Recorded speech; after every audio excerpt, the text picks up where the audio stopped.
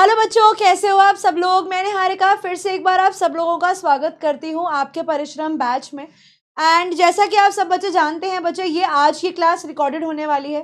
And you all know this कि अभी पिछले बहुत सारे वीक से हमारी क्लास मिस हो रही है। अप्रॉक्सीमेटली 2 और 3 क्लासेस नहीं हुई हैं हमारी। हफ्ते में बेचारी एक ही क्लास होती है। So to keeping that in mind, उस चीज़ को दिमाग में रखते हुए, मद्देनजर रखते हुए, आई फेल्ट कि सिलेबस आप लोगों के लिए भी कंप्लीट करना उतना ही ज़रूरी है जितना मेरे लिए कराना ज़रूरी है। And I do not want you guys to lag behind. तो इसीलिए आप लोगों के सिलेबस को ऑन टाइम लाने के लिए बच्चे, ये मैंने एक एक्स्ट्रा लेक्चर रिकॉर्डेड लेक्चर के फॉर्म में आप लोगों के लिए डलवाया है। इसके डाउट्स बच्चे मैं पर्सनली आप लोगों के साथ इस लेक्चर के जस्ट बाद जो भी मेरी क्लास होगी, वो किसी भी चैप्टर की हो, उसमें मैं ले लूँगी वो डाउट्स आपके, ताकि आप लोगों के इस पर्टिकुलर टॉपिक नोटिस राइटिंग के कोई भी डाउट्स रह ना जाए। तो बच्चे, आज की क्लास में हम लोग करने वाले हैं नोटिस राइटिंग, जैसा कि आप लोग अपनी स्क्रीन पर देख ही पा रहे हैं। तो नोटिस राइटिंग बच्चे एक 5 नंबर की शॉर्ट राइटिंग स्किल आप लोगों के पेपर में आती है। ये एक शॉर्ट राइटिंग स्किल है जिसके ऊपर आपके बहुत सारे मार्क्स टिके होते हैं।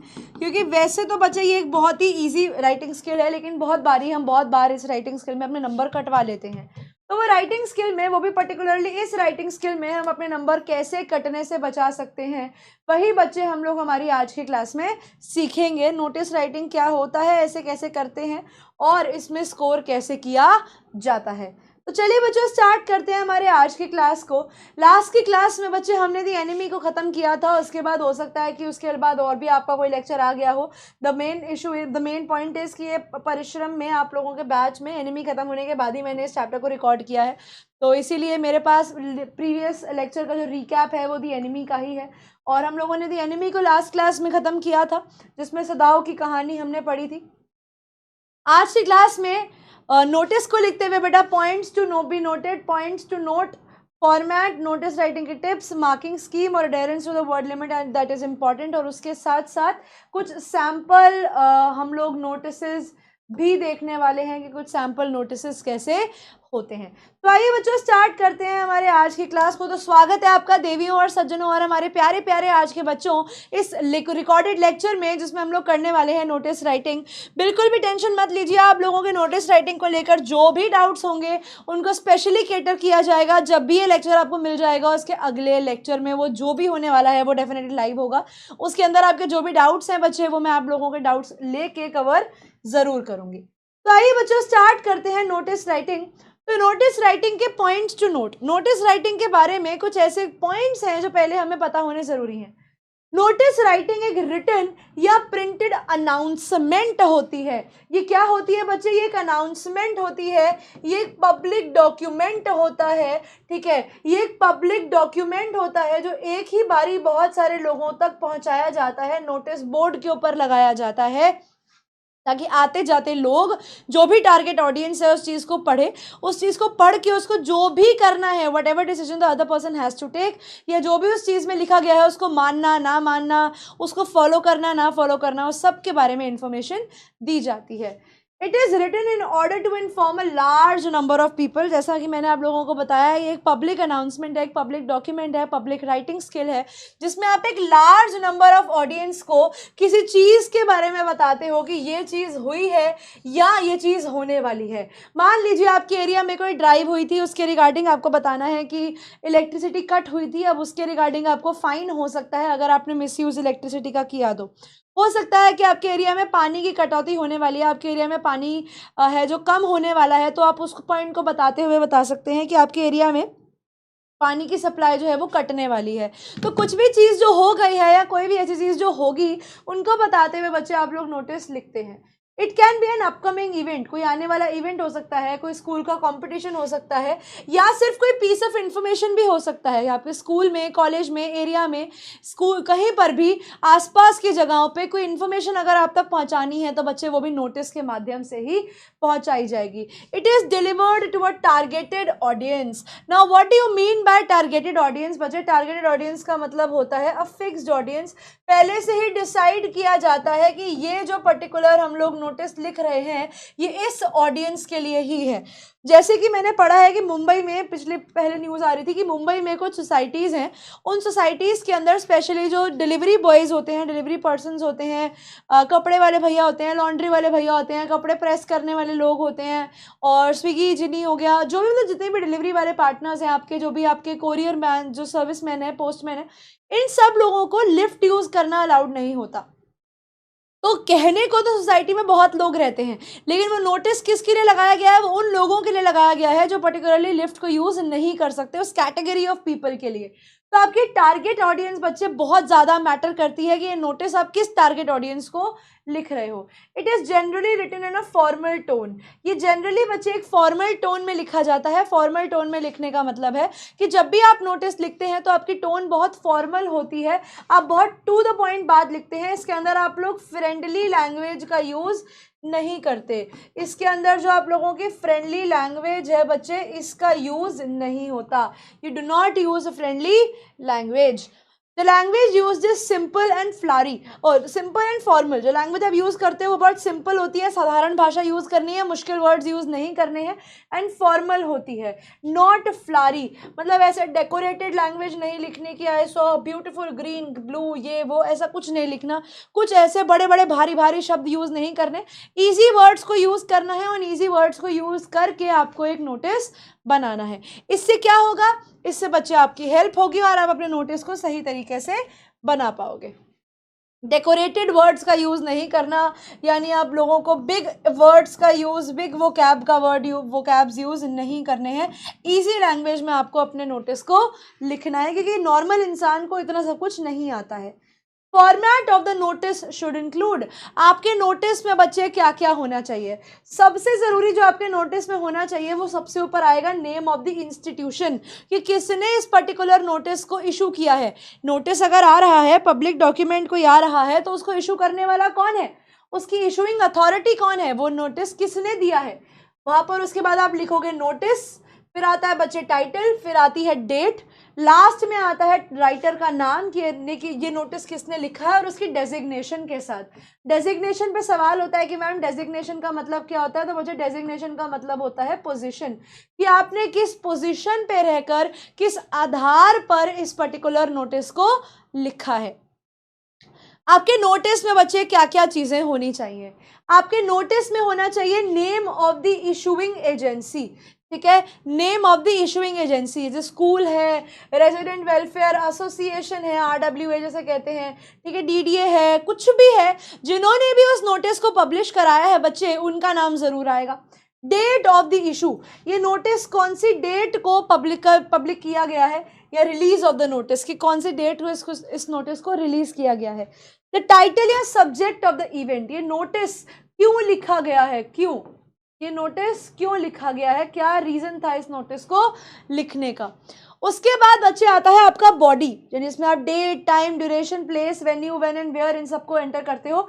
ये मैं अभी आपको बच्चे इन डिटेल आगे बताऊंगी कि ये कैसे लिखा जाता है, ठीक है, ये इन डिटेल अभी मैं आपको एक बार आगे बताऊंगी।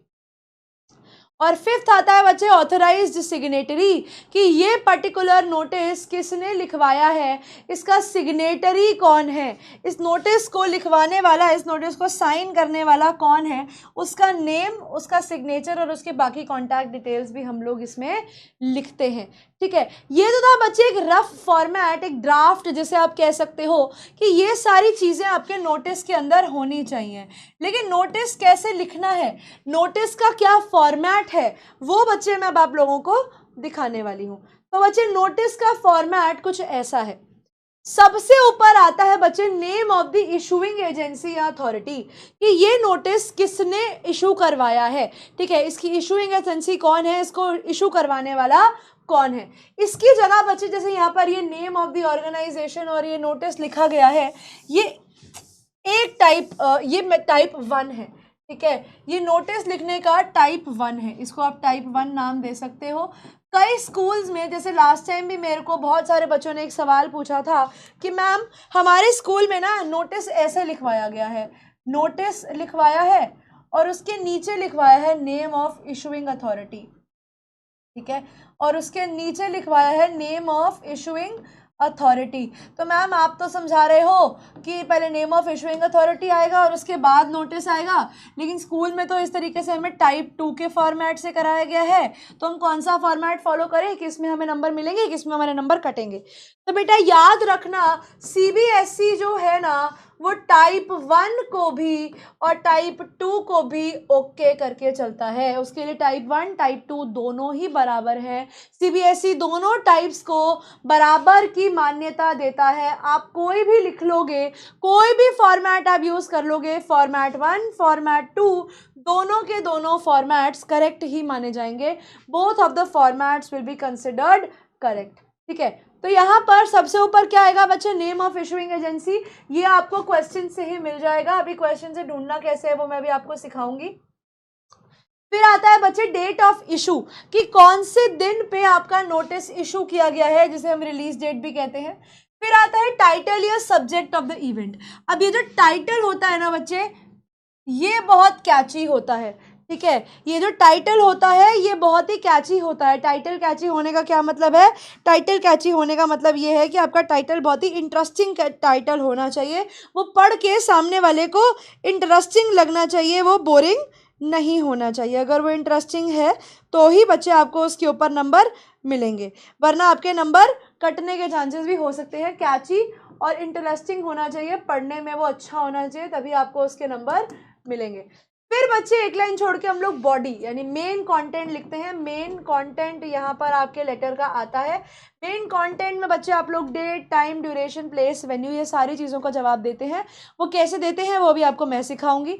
ऑथराइज्ड सिग्नेटरी यानी इस लेटर, इस नोटिस को पब्लिश करने वाला कौन, इसका पब्लिशर कौन, इसको पब्लिश करने वाला कौन, इसका पब्लिशर कौन है, उसकी नेम, डेजिग्नेशन एंड सिग्नेचर भी आप लोग देंगे। ठीक है बच्चे, और बहुत बहुत बहुत ज़रूरी है कि आप लोग इस नोटिस को एक बॉक्स में लिख रखें। अगर ये नोटिस बच्चे बॉक्स में नहीं आ रहा है तो टीचर नंबर काटेगी, फॉर श्योर काटेगी। तो अपने नंबर को कटने से बचाएं और नोटिस को बॉक्स में लिखें।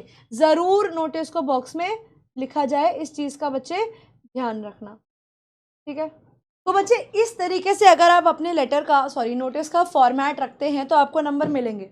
अब मेन कहानी आती है कि मैम हमें यहाँ तक तो चलो समझ में आ गया कि कैसे लेटर हमें नोटिस को लिखना है, लेकिन नोटिस के अंदर एक चीज़ जो हमें रखनी होती है दिमाग में, जिस पे हमारे मेन नंबर टिके होते हैं, वो क्या है, वो है बच्चे आप लोगों का बॉडी मतलब आप लोगों का मेन कंटेंट। आपका जो नोटिस होता है उसके अंदर आप लोग किन किन चीज़ों का जवाब देते हो वो समझना बहुत ज़रूरी है। बच्चे देखो, जब भी आप नोटिस के मेन कंटेंट या उसकी मेन बॉडी की बात करते हो तो सबसे पहले बच्चे आप क्या काम करते हो, आप कुछ WH फैमिली क्वेश्चंस का आंसर देते हो। कैसे देते हो, सबसे पहला क्या जवाब देते हो, आप सबसे पहले बताते हो व्हाट, कि क्या है। दूसरा आप बताते हो फॉर whom, कि किसके लिए है, यानी आपके जो टारगेट ऑडियंस है वो कौन है। ठीक है, आप क्या बताते हो, आप बताते हो आपकी टारगेट ऑडियंस कौन है, who is your target audience. तीसरा बच्चा आप बताते हो व्हेन कब है। ठीक है, थर्ड आप बताते हो व्हेन कि कब है। फोर्थ आप बताते हो वेयर। ठीक है, फिर आप बताते हो कहाँ पर है। फिर आप बताते हो हाउ, कुछ कि कैसे होने वाला है। ठीक है, उसके बाद आप बताते हो 6 में whomsoever या whatsoever चलो कर देते हैं whatsoever। बच्चे ये whatsoever क्या है, ये whatsoever रेफर करता है एडिशनल इंफॉर्मेशन को। कोई भी अगर एडिशनल इंफॉर्मेशन आपको अपने नोटिस के अंदर लिखनी है, इन सब 5 सवालों के आंसर देने के बाद, उसके बाद आप चाहो तो एडिशनल इंफॉर्मेशन जो पूछी गई है उसका जवाब भी दे सकते हो। मगर ये 5 सवाल what, for whom, when, where and how, ये बहुत ज़रूरी है। अगर आपने अपने नोटिस में ये भी लिख दिया ना तो भी बच्चे आपको पूरे नंबर मिल जाएंगे। अब नोटिस राइटिंग को लिखने से पहले, उसके क्वेश्चंस को देखने से पहले कुछ टिप्स एंड ट्रिक्स बच्चे देख लेते हैं। Do not cross the word limit, सबसे सबसे सबसे ज़रूरी पॉइंट है ये हमारे नोटिस राइटिंग का।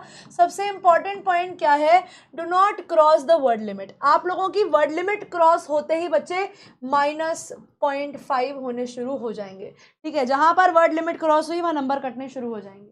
and for the penalty of marks the prescribed word limit is 50 words. ज़्यादा से ज़्यादा बच्चे 60 वर्ड जा सकता है, उससे ऊपर अगर गया तो नंबर कटने शुरू हो जाएंगे.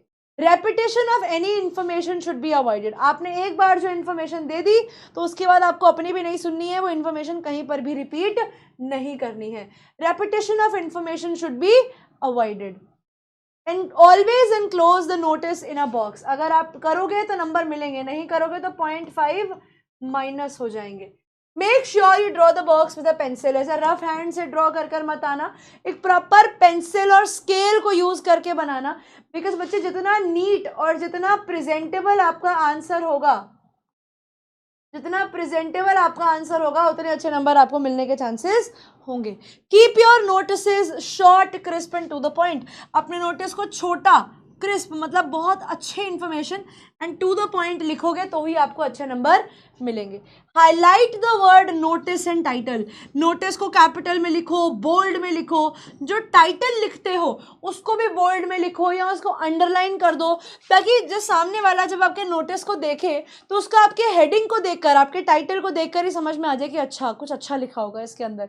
The title should be captivating and eye catching. जो आपका टाइटल है वो कैप्टिवेटिंग होना चाहिए, अट्रैक्टिव होना चाहिए.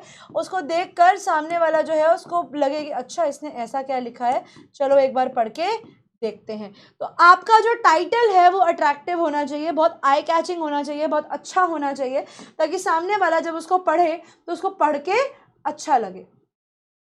Do not make hypothetical information and facts. आपको जो इन्फॉर्मेशन दी गई है वही यूज करो, यानी आपको स्टिक टू द क्वेश्चन करना है. आपको जो भी सवाल दिया गया है बच्चे, आपको सवाल पे स्टिक करना है. आपको कोई भी हाइपोथेटिकल इन्फॉर्मेशन, आपको कोई भी फेक इन्फॉर्मेशन या आपको कोई भी बनाई हुई इन्फॉर्मेशन, ठीक है, और कोई क्रिएटेड इन्फॉर्मेशन नहीं लिखनी है. आपकी जो इन्फॉर्मेशन होनी चाहिए वो सच की इन्फॉर्मेशन होनी चाहिए, बनाकर फेक इन्फॉर्मेशन नहीं लिखनी है. फेक इन्फॉर्मेशन का मतलब ये नहीं कि आप अपना पॉइंट ऐड नहीं कर सकते. फेक इन्फॉर्मेशन का मतलब ये कुछ ऐसी चीज मत लिखना जो होगी ही नहीं, जो रियल में पॉसिबल ही नहीं है. ठीक है. Make use of words given in this question. जो क्वेश्चन में दिया गया है उसका यूज करो, वो यूज किया नहीं. बाकी चीजों को अगर आप अपने क्वेश्चन में लिख रहे हो तो डेफिनेटली नंबर कट जाएंगे. Make sure you do not mention your personal information. Very important. ध्यान रखो अपनी कोई भी पर्सनल इन्फॉर्मेशन नोट नहीं करनी है. Make use of the all the available information in the question. ध्यान रखो बच्चे, ऑल जो दिया गया है क्वेश्चन में वो सब तो आना ही चाहिए. ठीक है, वो सब तो आना ही चाहिए. उसके अलावा आपको लगता है कि नहीं भी छोटा लग रहा है, उसके बाद आप चाहो तो पॉइंट डाल सकते हो, 1-2 पॉइंट डाल सकते हो, एल्स उसमें सफिशिएंट हो जाएगा. Your answers shall include answers to all the 5 W's. All the 5 W's: what, why, when, where and who. साथ में how भी. यहाँ पर कि क्या होने वाला है, क्यों होने वाला है, कब होने वाला है, कहाँ होने वाला है और किसके लिए होने वाला है. यानी आपको जो W है, 5 W, इनका जवाब बेटा देना बहुत ज़रूरी है. हाउ भी आप लोग बताओगे. हाउ के अंदर आपकी सारी एडिशन इन्फॉर्मेशन आती है कि किस कैसे होने वाला है. कुछ और चीज़ें आप जो डाल सकते हो वो भी आप डालोगे. The purpose of which it is being written should be stated clearly. जिस भी चीज़ के लिए आप नोटिस लिख रहे हो उसका पर्पस क्लियर होना चाहिए. आपने लिखना शुरू किया, मान लो नोटिस इलेक्ट्रिसिटी कंजर्व करने के लिए, ठीक है, इलेक्ट्रिसिटी कंजर्वेशन ड्राइव होने वाली है, लेकिन आप इलेक्ट्रिसिटी के बारे में ही लिखते गए, ड्राइव के बारे में लिखा ही नहीं, तो बेटा ऐसे टाइम में क्वेश्चन में नंबर नहीं मिलेंगे. क्यों? बिकॉज आप अपने मेन ट्रैक से भटक गए, आपने अपने मेन पॉइंट से भटक गए. तो ऐसे भटके हुए आंसर में बेटा नंबर नहीं आने वाले हैं. ठीक है. Focus on presentation and clarity. ध्यान दो कि आपका जो आंसर है उसमें काटापीटी ना हो, ये ऐसे क्रॉस ना लग रहे हो और डबल राइटिंग ना हो रही हो, ओवर राइटिंग ना हो रही हो, और क्लियर चीज़ें दी जाएं, ग्रामेटिकली भी और लिखने के टर्म्स में भी चीज़ें जो है, जो इन्फॉर्मेशन है वो सही तरीके से प्रेजेंट की गई है.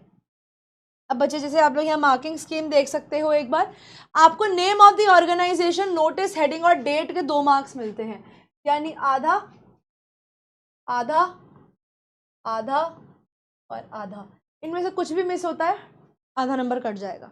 ठीक है. Name and designation of the person, ये पॉइंट 0.25 इसका मिलता है और 0.25 इसका मिलता है. आधा नंबर इन दोनों को मिलाकर आपको नंबर मिलता है. Placing the notice in a box, बेटा आधा नंबर इसका होता है, जैसा मैंने बताया था 0.5 नंबर इसका होता है, नहीं करोगे तो कट जाएगा।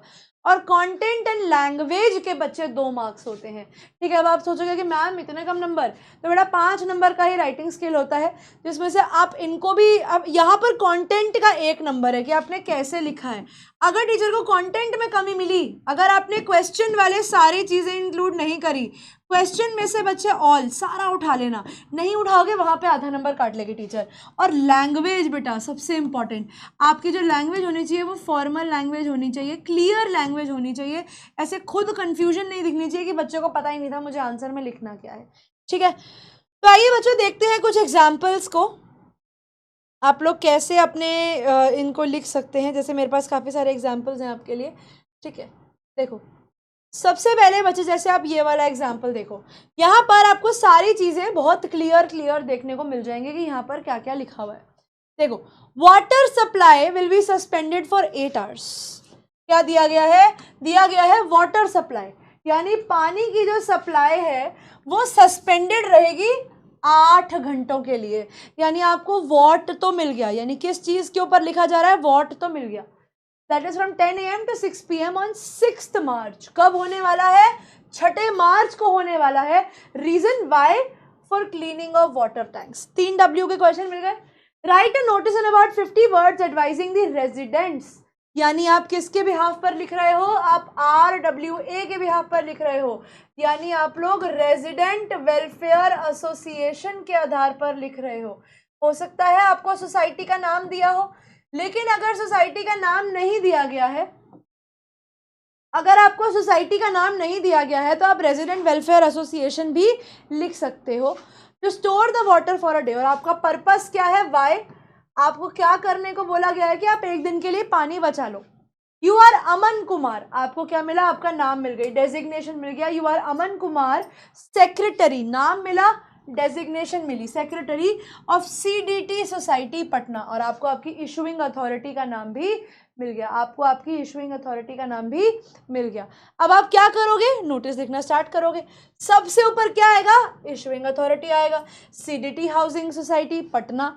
उसके बाद आप लोग अपनी हेडिंग दोगे नोटिस, ये भी देखो बड़ा बोल्ड में कैपिटल्स में लिखा गया है। फिर आती है बच्चे डेट। अब एक सवाल आता है मेरे से, लास्ट क्लास में किसी बच्चे ने पूछा था कि मैम हम डेट के लास्ट में X क्यों लिखते हैं? बच्चे, जब आप अपने पेपर में डेट डायरेक्ट मेंशन नहीं करते हो, आप नहीं बताना चाहते हो ईयर या नहीं लिखना चाहते हो, that is completely your choice, तो वहां पर आप X भी वर्ड मेंशन कर सकते हो डेट को कंप्लीट ना करने के लिए। अब देखो यहाँ पर इन्होंने लिखा अटेंशन। अटेंशन पढ़ते ही सामने वाले के दिमाग में अच्छा ऐसा क्या है, या मैं सिंपली लिख सकती हूँ वाटर कट, ठीक है, मैंने लिखा वाटर कट, ठीक है। वाटर स्कार्सिटी, मैंने लिखा वाटर स्कार्सिटी। अब ये चीजें पढ़कर सामने वाले के दिमाग में क्या आएगा? पानी कट हो रहा है, हो पढ़ लेते हैं। वाटर स्कार्सिटी, पानी की कमी होने वाली है, ओ माय गॉड ऐसा क्या होने वाला है? यानी आपका टाइटल सेल्फ एक्सप्लेनेटरी होना चाहिए। टाइटल ऐसा होना चाहिए कि सामने वाले को पढ़ के ही समझ में आ जाए कि कुछ ना कुछ इंपॉर्टेंट बात तो हो रही है। अब जैसे इन्होंने शुरू किया, this is to inform all the residents. अब यहाँ पे उन्होंने कैसे शुरू किया कि ये नोटिस है, it is to inform all the residents regarding the suspension of water. यहाँ पे टारगेट ऑडियंस कौन है? ऑल द रेजिडेंट्स, सारे लोग। किस चीज के रिगार्डिंग है? सस्पेंशन ऑफ वाटर के रिगार्डिंग है, कि पानी कटने वाला है। कितने टाइम के लिए? For 8 hours. आप लोग चाहो तो ब्रैकेट में टाइम भी लिख सकते हो, 10 से 6, वैसे वो यहाँ नीचे आगे लिखा ही हुआ है। It is being done to clear the water tanks. आप बता रहे हो कि पानी के टैंकों को साफ करने के लिए काम किया जा रहा है। The details are as follows, details कुछ ऐसी हैं। डेट क्या है? 6 मार्च। टाइम क्या है? 10। आप इसको इस तरीके से पॉइंट्स में भी लिख सकते हो। पॉइंट्स में लिखने से आंसर और ज़्यादा प्रेजेंटेबल हो जाता है, ठीक है, आंसर और ज़्यादा प्रेजेंटेबल हो जाता है, तो आपको नंबर अच्छे मिल जाते हैं। Thus, it is requested to all the citizens to store the required amount of water. तो आप उनसे रिक्वेस्ट करते हो सारे citizens से कि जो required amount of water है उसको store करें beforehand to avoid any difficulty. पहले से ही store कर लें कोई difficulty से बचने के लिए। बच्चे, इसमें एक लाइन आप और ऐड करेंगे जो बहुत ज़रूरी है हर नोटिस में करना। मैंने इसमें इसलिए नहीं लिखी बिकॉज मैं अपने कलर में लिखना चाहती हूँ ताकि ये याद रखो आप लोग। फॉर मोर इन्फॉर्मेशन, ये बहुत ज़रूरी है, इसको ज़रूर लिखेंगे।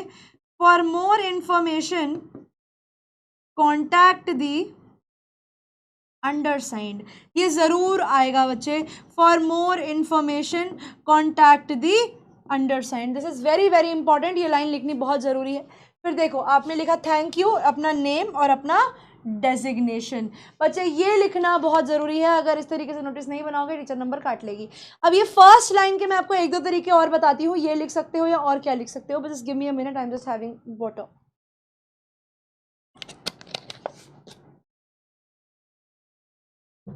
मान लो आप अपने नोटिस में ऐसा नहीं लिखना चाहते, ठीक है, तो फिर आप अपने नोटिस में क्या लिखोगे? आप दिस इज टू इन्फॉर्म लिखकर नहीं लिखना चाहते, फिर आप क्या लिखोगे? चलो देखते हैं बच्चे और क्या लिख सकते हैं। सबसे पहला आप लोग लिख सकते हैं दिस इज टू इन्फॉर्म, जो हम लिखते आ रहे हैं, this is to inform dash, ठीक है। दूसरा, this is to bring to the notice of dash, this is to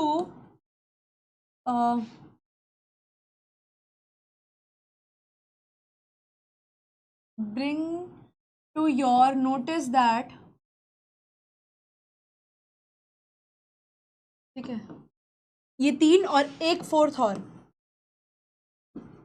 we feel immensely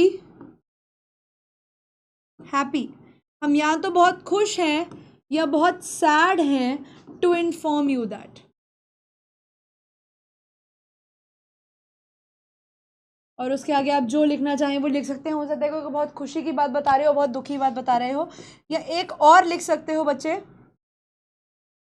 that line just came to my mind, हाँ, this is to bring to your notice हो गया ना, this is to bring to the notice of, this is to bring to your notice that, this is to bring to your kind notice, this is to bring to your kind notice that. एक और आ सकता है बच्चे, this notice is regarding, this notice is regarding. आप इन statements में से बच्चे कोई भी स्टेटमेंट यूज कर सकते हो अपने नोटिस को स्टार्ट करने के लिए। ये वो 7 होगी ना, 6 डिफरेंट स्टेटमेंट्स हैं, जिनमें से आप कोई भी स्टेटमेंट यूज कर सकते हो अपने नोटिस को बताने के लिए, उसको एक्सप्लेन करने के लिए। Now it is completely your choice, आप कौन सी स्टेटमेंट उठाना चाहते हो, ठीक है। अब इनमें से जब आपने स्टेटमेंट उठा ली, पूरा पॉइंट लिख दिया, लास्ट में for more information contact the undersigned is very important. अब देखिए बच्चे, ये देखो यहाँ पर एक पॉइंट का ध्यान रखना है, the candidate exceeds the word limit by 2 or 3 words, half a mark is deducted. देखो पेपर में ना वो लोग ऐसे लिख के देते हैं 50 to 60 वर्ड्स, अगर तो बच्चे वो 50-60 वर्ड से ऊपर गया तो नंबर आधे आधे कटने शुरू हो जाएंगे। If he or she exceeds the word limit by 4 or more words, पूरा 1 नंबर कट जाएगा, ठीक है, पूरा 1 नंबर कट जाएगा। अब दिमाग में आएगा कि मैम वर्ड लिमिट पहचानेंगे कैसे? तो बच्चे वर्ड लिमिट पहचानने के लिए आपको कुछ नहीं करना होता। वर्ड लिमिट पहचानने का एक तरीका होता है, आपको ये 1 2 3 4 नहीं पढ़ना होता, ठीक है। उसमें जनरली वर्ड लिमिट ऊपर जाती ही जाती है, और हम इस गलती की वजह से अपने नंबर कटवा लेते हैं। तो वर्ड लिमिट कभी भी ऐसे नहीं गिनी जाती जैसे कि आपने गिनी है, 1 2 3 कर नहीं गिनोगे कभी भी वर्ड लिमिट को। देखो जो भी वर्ड 3 अल्फाबेट से ऊपर का बना होता है उसको वर्ड लिमिट में गिनते हैं। Inform all the residents regarding suspension water supply रिटार्स। देखो 9 वर्ड्स 4 लाइन्स, 1 2 3 4, कितने हो गए? 45 वर्ड्स। तो ये मिला मिलू के ये वाले और यहाँ पे ये वाले 45 46 47 48 49 50 51 दैट्स इट। 51 वर्ड्स का आपका नोटिस बन रहा है। इस तरीके से बच्चे वर्ड लिमिट काउंट की जाती है। ये 51 वर्ड्स का बन रहा है और इतने में नंबर नहीं कटेंगे, नोटिस इतने ही होने चाहिए, और इस तरीके से आप अपनी वर्ड लिमिट को काउंट कर सकते हो। अब जैसे यहाँ पर मैंने लिखा है value points in a notice, अब और भी 2-3 नोटिस मैं लेके आऊँगी प्रैक्टिस के लिए, अभी दिखाने के लिए आपको। लेकिन यहाँ पर है कि अगर आपके ऊपर कोई नोटिस का आता है मीटिंग का, राइट, फॉर एग्जाम्पल कोई मीटिंग होने वाली है और उसके ऊपर आपको नोटिस बनाना है, तो उसमें आप क्या क्या पॉइंट्स डालोगे? पहली चीज़ तो आप बताओगे कौन सी डेट को होने वाली है, कितने बजे होने वाली है, कहाँ होने वाली है, एजेंडा यानी उसका पर्पस क्या है, वो मीटिंग जो हो रही है उसका क्या पर्पस है, क्यों की जा रही है। अच्छा, एजेंडा और पर्पस ऑलमोस्ट सेम ही होता है। हु टू अटेंड, यानी आपकी टारगेट ऑडियंस कौन है। अगेन बहुत बहुत ज़रूरी बेटा कि आपकी टारगेट ऑडियंस कौन होने वाली है। कॉन्टैक्ट एड्रेस और स्पेसिफिक इंस्ट्रक्शंस इफ़ एनी, अगर आपके पास कोई स्पेसिफिक इंस्ट्रक्शंस हैं तो वो क्या है। जैसे हम ये कह सकते हैं कि नोट करके लिख सकते हो कि मीटिंग है तो विदाउट इन्विटेशन नो एंट्री, ठीक है, विदाउट इन्विटेशन आपकी एंट्री नहीं होगी, ठीक है। इस तरीके से आप नोटिस बना सकते हो अगर आप मीटिंग का नोटिस बनाते हो तो। मीटिंग जैसे बच्चे बहुत ज़रूरी आता है लॉस्ट एंड फाउंड, जिसके नोटिस आजकल पेपर में बहुत ज़्यादा देखने को हम लोगों को मिलते हैं। लॉस्ट एंड फाउंड वाले केस के अंदर आप लोग किस चीज़ का ध्यान रखोगे, मैं आपको बताती हूँ।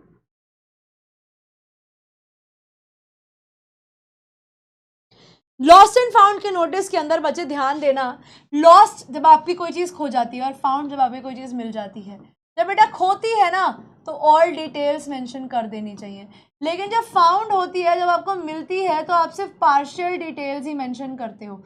पार्शियल डिटेल्स का मतलब है कि आप सारे डिटेल्स मेंशन नहीं करते, आप सिर्फ थोड़ी बहुत डिटेल्स ही मेंशन करते हो। You do not mention the entire details but partial details, थोड़ी बहुत डिटेल्स ही देते हो। क्यों? बिकॉज आपको कोई चीज़ मिली। अब तारक मेहता का एपिसोड याद करो जिसमें टप्पू सेना को पैसे मिलते हैं, तो अगर वो बता देते कितने पैसे हैं, पैसे कौन से हैं, किसके हैं, तो ऑब्वियसली कोई भी बोलता है कि हाँ हाँ मेरे हैं मेरे हैं। तो जब आप फाउंड, जब आपको कोई चीज़ मिलती है तो आप पार्शियल इन्फॉर्मेशन देते हो इस चीज़ की उम्मीद में कि जो सामने वाला है जब वो अपनी चीज़ लेने आएगा तो एटलीस्ट आपके पास कोई प्रूफ तो हो जिससे आपको प्रूव हो सके कि वो इन्फॉर्मेशन जो सामने वाला दे रहा है वो सच है। तो बेटा इसमें सबसे पहले आप ये बताओगे कि क्या खोया और क्या पाया, फिर कब खोया कब पाया, कितने बजे खोया कितने बजे पाया, कहाँ पर खोया और कहाँ पर पाया। इसके अंदर आप फाउंड में बच्चे ये मेंशन नहीं करोगे। फाउंड में ये मत बताना कहाँ मिला, बिकॉज ऑब्वियसली फिर उन्हें पता लग ही जाता है कि अरे हाँ हाँ यहीं तो गिरा था, ठीक है। टाइम भी बच्चे आप फाउंड के अंदर मेंशन नहीं करोगे, डेट बताओगे आप, टाइम भी मेंशन फाउंड के अंदर अवॉइड करोगे, फाउंड में भी टाइम नहीं लिखना है। आइडेंटिफिकेशन मार्क फाउंड में नहीं आएगा, ठीक है। फाउंड बहुत छोटा सा होता है, फाउंड में आप नहीं बताओगे उसका आइडेंटिफिकेशन मार्क क्या है, बिकॉज अगर आपने आइडेंटिफिकेशन मार्क ही बता दिया तो ऑब्वियसली सामने वाला के बोलेगा ये तो मेरा ही है।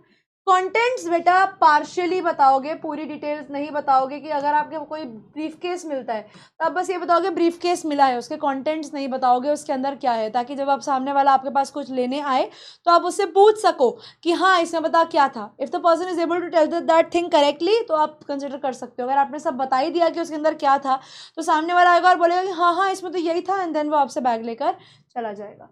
whom टू कॉन्टैक्ट ये दोनों के केस में आएगा। व्हेन एंड वेयर ये फाउंड के अंदर भी बच्चे आप पार्टली ही लिखोगे, इसकी पूरी इंफॉर्मेशन नहीं दोगे।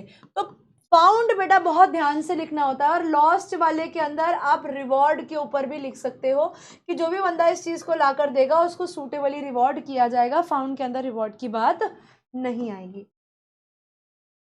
वैसे ही बच्चे अगर आपके स्कूल में कोई इवेंट होने वाला है, मान लो कोई कंपटीशन होने वाला है, कोई एनुअल डे फेस्ट है, ठीक है, कोई फेस्ट है, कोई फंक्शन है, कोई फेयर है, कुछ भी होने वाला है बच्चे अगर आपके स्कूल में, तो वो इवेंट है, कोई कंपटीशन है, कुछ भी, तो कंपटीशन का नाम क्या है, ठीक है, कोई भी कंपटीशन है, कंपटीशन का नाम क्या है, कब होने वाला है, किस चीज़ के लिए होने वाला है, टाइम, वेन्यू, एलिजिबिलिटी, आप उस चीज़ को करने के लायक हो या नहीं हो। मतलब कुछ मान लो कि कोई क्लास 8th या 10th के बच्चों के लिए है, जिन बच्चों को बैडमिंटन आता है सिर्फ वही पार्टिसिपेट कर सकते हैं, तो आप उस चीज़ के लायक हो, आपको वो चीज़ आती है नहीं आती है।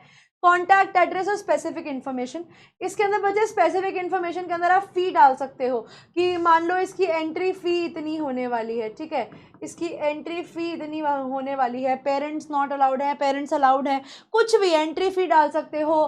कॉस्ट्यूम अरेंजमेंट डाल सकते हो कि कॉस्ट्यूम अरेंजमेंट आपकी खुद की होगी, हम लोग आपके कॉस्ट्यूम्स अरेंज करके नहीं देंगे। कॉस्ट्यूम अरेंजमेंट प्लस मेकअप आपका खुद का होगा, कोई भी फंक्शन है उसमें स्कूल कुछ भी कर कर नहीं देगा। इस तरीके की चीज़ें आप डाल सकते हो। एंट्री फ़ी है, कोई फ़ी नहीं है, निःशुल्क है। और लास्ट में आप वो ज़रूर लिखोगे जो हमारा एक पॉइंट सबसे ज़रूरी है, स्पेसिफिक इन्फॉर्मेशन, सॉरी क्या था हमारा, whom टू कॉन्टैक्ट, कि किससे बात करनी है, और भाई for more information contact the undersigned. मान लो कोई फंक्शन है, उसकी कोई डेडलाइन है, तो कोई कंपटीशन की आपके ऑडिशंस चलने वाले हैं, ठीक है, मान लो कोई ऑडिशन होने वाला है, तो ऑडिशन के बच्चे आप डेडलाइन भी मेंशन करोगे कि इस ऑडिशन की ये डेडलाइन है, ये इस डेट के बाद इसके ऑडिशंस बंद हो जाएंगे, तो आपकी चॉइस आप करना चाहते हो या नहीं करना चाहते हो, ठीक है। एक और बच्चे हैं, जैसे आप यहाँ पर देख सकते हो, very important and very common वाला, टूर कैंप्स एंड एग्जीबिशंस, जिनमें आपके बाहर लेकर जाते हैं स्कूल में। नेम एंड नेचर की ये कैसी है, ये एजुकेशनल ट्रिप है या ये फन ट्रिप है, एजुकेशनल है या फन है या कैसी ट्रिप है, किस ओकेजन पे लेकर जा रहे हो, वेन्यू कहाँ है, डेट कब की है, ऑब्जेक्टिव इन्फॉर्मेशन जैसे इनविटेशन आपको मिल रहा है नहीं मिल रहा, आप मान लो पैसा कलेक्ट करना चाह रहे हो, आप चैरिटी कलेक्ट करना चाह रहे हो, तो अपील करते हुए, लोगों को रिक्वेस्ट करते हुए कि हमारी एक ड्राइव होने वाली है एग्जीबिशन में, आप आइए, पैसा दीजिए। एंट्री फी, कितनी ट्रिप की फी लगने वाली है, टाइम ड्यूरेशन ट्रिप की कितनी होने वाली है, कॉन्टैक्ट एड्रेस बताओगे, ठीक है। इसके अंदर बच्चे आपको स्पेशल इंस्ट्रक्शन जैसे वहाँ लिखा हुआ है देना, डूज एंड डोंट्स बता सकते हो, पर वैसे इतने में पूरा हो जाता है, ये बहुत बड़ा हो जाता है अगर आप डूज एंड डोंट्स भी डालते हो। एक लाइन बच्चे इसमें आप डाल सकते हो, accommodation will be on sharing basis. इसका मतलब ये होता है कि जो रहना होगा वो शेयरिंग बेसिस के ऊपर होगा। और बच्चे मैं बता रही हूँ कि इस पॉइंट का +0.5 आपको ज़रूर मिलता है, बिकॉज मैं कराती आई हूँ, लिखती आई हूँ।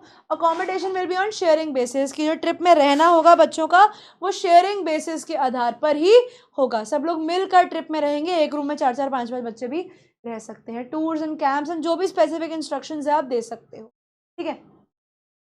अब बच्चे आते हैं कुछ एग्जाम्पल्स के अंदर, जैसे आप पहला एग्जाम्पल यहाँ पर ये देखिए, on the occasion of national science and technology day. किस चीज़ के उपलक्ष्य पर है, national science and technology day में जो स्कूल है उसने डिसाइड किया है कि वो एक साइंस फेयर ऑर्गेनाइज करेगा, यानी आपको ओकेजन भी मिल गया और क्या अरेंज करने वाला है वो भी मिल गया।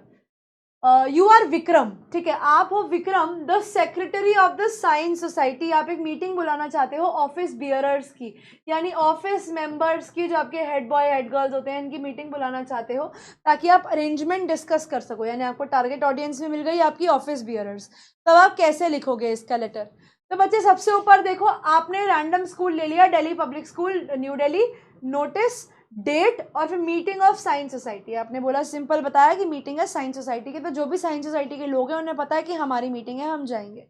अब जैसे उन्होंने यहाँ पर डायरेक्टली शुरू किया कि on the occasion of, because आप लोगों के लिए नहीं लिख रहे, आप बुलाने के लिए नोटिस लिख रहे हो, तो आप लिखोगे on the occasion of national science and technology day, जो स्कूल है उसने डिसाइड किया है एक फेयर को ऑर्गेनाइज करने का, एक मेले को ऑर्गेनाइज करने का।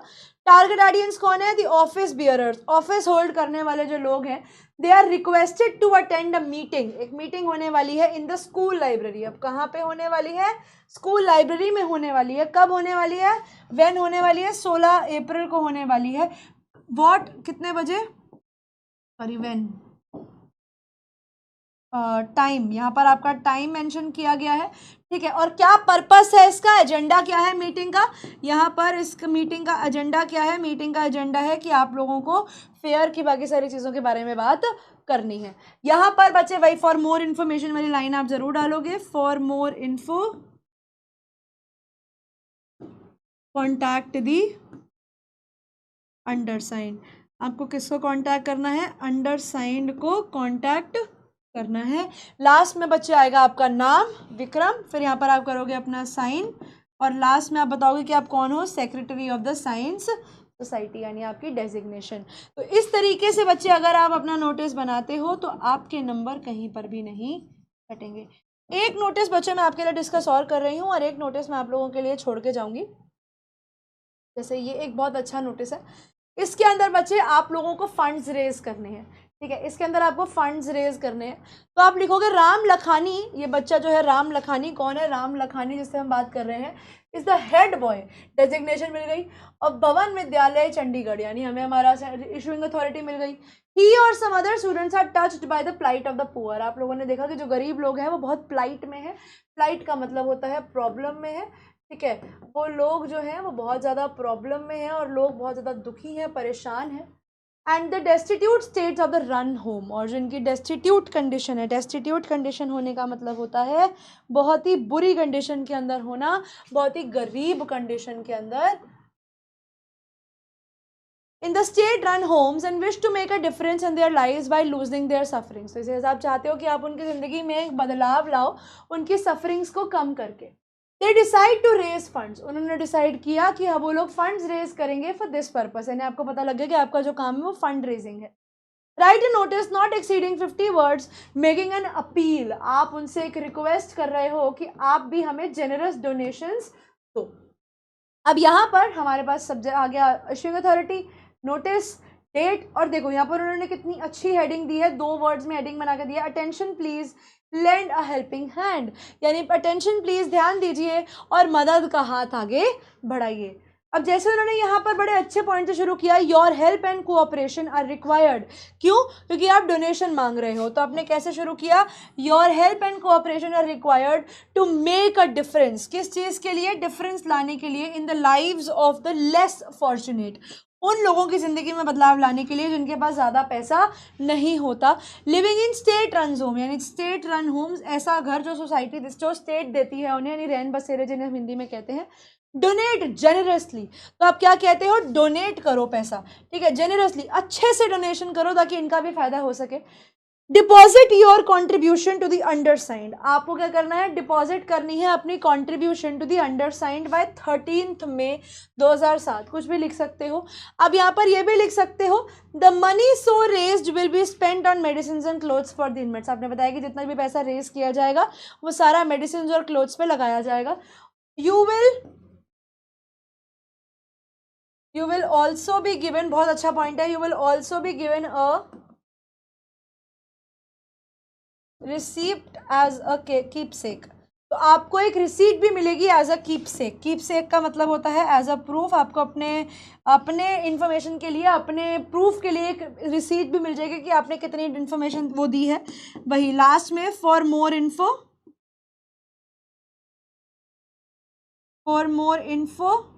कॉन्टैक्ट दी अंडरसाइंड,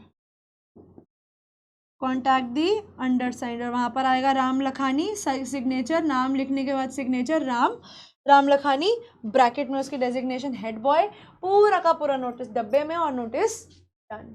ठीक है, तो आई होप बच्चों आप सब लोगों को नोटिस समझ में आ गया होगा कैसे बनेंगे, क्या क्या करना है नोटिस इसके अंदर। तो विद दिस बच्चे हमारे नोटिस हो जाते हैं खत्म। फाउंड अ स्पोर्ट्स किट, ये वाला एक बार आप नोटिस अपने घर में देख सकते हैं, it is just an example, तो आप इसको एक बार रीड ज़रूर कर लेना। इस नोटिस को हम लोग हमारी अगली क्लास में डिस्कस करेंगे, बिकॉज ये नोटिस मैं चाहती हूँ मैं लाइव डिस्कस करूँ। ठीक है, इस नोटिस को बच्चे मैं लाइव क्लास में डिस्कस करूँगी, एक बार रीड ज़रूर करना है इस नोटिस को, ये फाउंड का नोटिस है। तो भैया समय आ गया आपसे विदा लेने का। Thank you all for being a part of today's class. As you guys know this is a recorded lecture. इसके जो भी डाउट्स होंगे वो मैं जब भी लाइव क्लास लूंगी, इस लेक्चर के आने के अगली लाइव क्लास में बच्चे उसके नोट्स डिस्कस हो जाएंगे। हो सकता है उससे पहले आपकी एक लाइव क्लास अभी हो जाए, उसके बाद ये लेक्चर आपको मिल रहा हो, मतलब एक लाइव क्लास होने के बाद आपको लेक्चर मिल रहा हो, लेकिन इस लेक्चर को मिलने के जस्ट बाद जो लेक्चर आएगा उसमें आपके प्रॉब्लम्स, डाउट सब कुछ पूछा जाएगा। ठीक है बच्चों, तो thank you all for being a part of today's class. बच्चे इस पर्टिकुलर टॉपिक की आपको एक प्रैक्टिस शीट मिलेगी। ठीक है, इस टॉपिक की बच्चे इस टॉपिक की आपको प्रैक्टिस शीट मिलेगी और समरी नोट्स है, दोनों में से कुछ एक आई ट्राई, दोनों में से जो भी मेरे लिए भी फीजिबल रहेगा मैं वो आप लोगों के लिए डलवा दूंगी। प्रैक्टिस शीट बच्चे आप लोगों को मिल जाएगी या फिर समरी नोट्स, दोनों में से कुछ एक बच्चे आप लोगों के लिए इस पर्टिकुलर टॉपिक में से डलवा दिया जाएगा। ठीक है बच्चों, so thank you all for being a part of today's class. I meet you in the next class. तब तक के लिए बच्चों पढ़ते रहो, आगे बढ़ते रहो। Goodbye and good night.